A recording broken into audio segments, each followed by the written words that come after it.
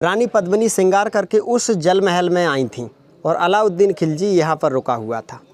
जी हाँ भाई साहब, आज हम हैं चित्तौड़गढ़ के जल महल में और उस हिस्से में जहाँ पर अलाउद्दीन खिलजी जब जिद करने लगता है रानी पद्मिनी जी को देखने के लिए, तब कैसे आईनों के जरिए, पानी में परछाई के जरिए उसे देखने की व्यवस्था बनाई गई थी और कहाँ पर वो खड़ा हुआ था, कहाँ पर रानी जी खड़ी हुई थी, वो सारा कुछ इस वीडियो में आपको बताने वाले हैं।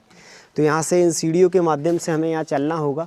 ये वो स्थान है जहाँ पर राज परिवार के लोग कभी आया करते थे और गर्मियों के समय में यहाँ पर रुका करते थे। तो भाई ये देख लो, ऐसा सारा कुछ आज दिखाई पड़ रहा है कई सौ वर्षों बाद। और एक चीज़ मैं यहाँ से दिखाई दे रहा हूँ, एक मिनट, ये सामने की इस बिल्डिंग में रुकाया गया था अलाउद्दीन खिलजी को, जहाँ पर अभी हम लेकर के चलेंगे आपको। और रानी पद्मिनी जी को खड़ा किया गया था उस जल महल में जो पानी के बीचों बीच में बना है।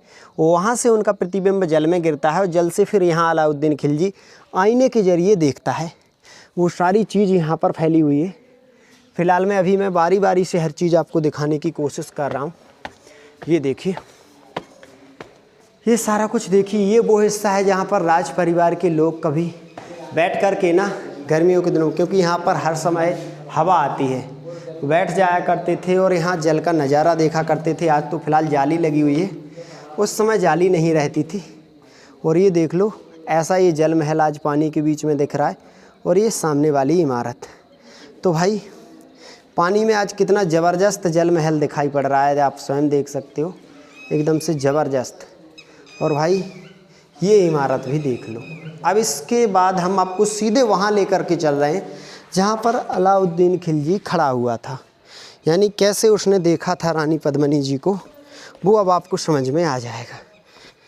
यहाँ से वो जल महल तो आपने देख ही लिया होगा जिसमें रानी जी खड़ी हुई थी, लेकिन अलाउद्दीन खिलजी को कहाँ खड़ा किया गया था वो दिखाना चाहते हैं आपको।